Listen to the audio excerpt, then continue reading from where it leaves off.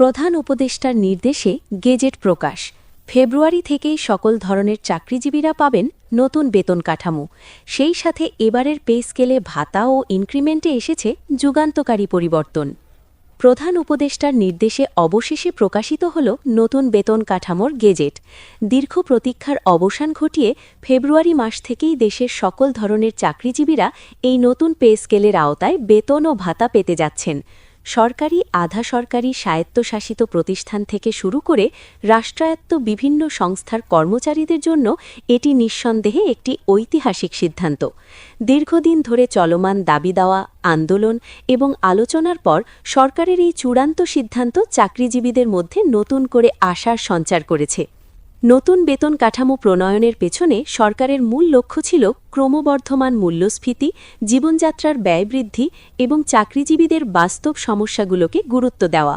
গত কয়েক বছরে নিত্য প্রয়োজনীয় পণ্যের দাম, বাসা ভাড়া, চিকিৎসা ও শিক্ষা ব্যয় যেভাবে বেড়েছে, তাতে আগের বেতন কাঠামো দিয়ে সম্মানজনক জীবনযাপন করা অনেকের জন্য কঠিন হয়ে পড়েছিল। এই বাস্তবতা বিবেচনায় নিয়েই এবারের পে স্কেলে আনা হয়েছে যুগান্তকারী পরিবর্তন। নতুন পে স্কেলে বেসিক বেতন কাঠামো নতুনভাবে পুনর্গঠন করা হয়েছে। সর্বনিম্ন গ্রেড থেকে সর্বোচ্চ গ্রেড পর্যন্ত বেতনের ব্যবধান যৌক্তিকভাবে নির্ধারণ করা হয়েছে, যাতে গ্রেড ভিত্তিক বৈষম্য কমে আসে।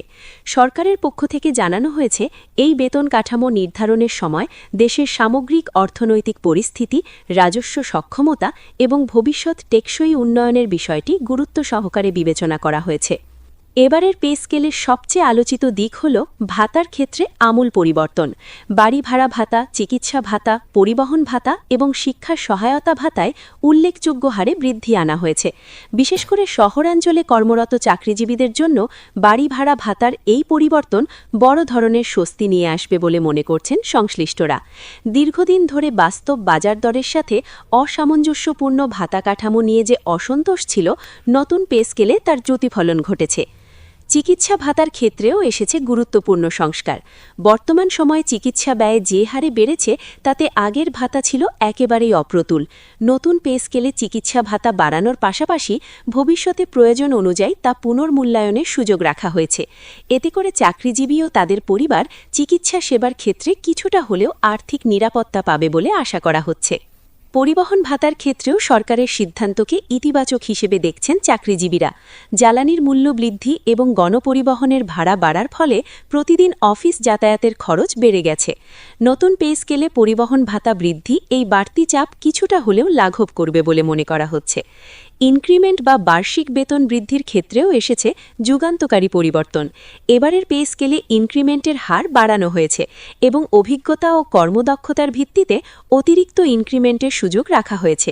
এতে করে দীর্ঘমেয়াদে চাকরিজীবীদের আর্থিক অবস্থার উন্নতি হবে এবং কাজের প্রতি আগ্রহ ও দায়িত্ববোধ বাড়বে বলে মনে করছেন বিশেষজ্ঞরা। এই নতুন বেতন কাঠামো বাস্তবায়নের ফলে পেনশন ব্যবস্থাতেও ইতিবাচক প্রভাব পড়বে। বেসিক বেতন বৃদ্ধি পাওয়ায় ভবিষ্যতে অবসরকালীন সুবিধা আগের তুলনায় আরও শক্তিশালী হবে। এতে করে অবসর পরবর্তী জীবনে চাকরিজীবীরা আর্থিকভাবে কিছুটা হলেও নিশ্চিন্ত থাকতে পারবেন। গেজেট প্রকাশের পরপরই দেশের বিভিন্ন দপ্তর ও প্রতিষ্ঠানে শুরু হয়েছে আলোচনা ও প্রতিক্রিয়া। অনেক চাকরিজীবী এই সিদ্ধান্তকে সময় উপযোগী ও সাহসী পদক্ষেপ হিসেবে দেখছেন। সামাজিক যোগাযোগ মাধ্যমেও নতুন পে স্কেল নিয়ে চলছে ব্যাপক আলোচনা।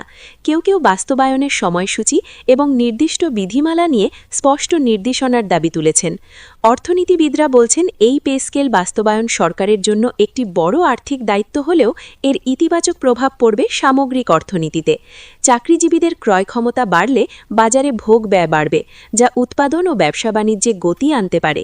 তবে একই সাথে বাজেট ব্যবস্থাপনায় শৃঙ্খলা বজায় রাখা এবং রাজস্ব আদায় বাড়ানোর দিকেও নজর দেওয়া জরুরি বলে তারা মনে করছেন।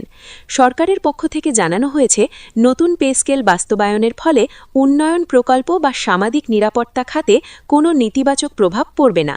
প্রয়োজনে রাজস্ব খাতে সংস্কার, কর ব্যবস্থার উন্নতি এবং অপ্রয়োজনীয় ব্যয় কমানোর উদ্যোগ নেওয়া হবে।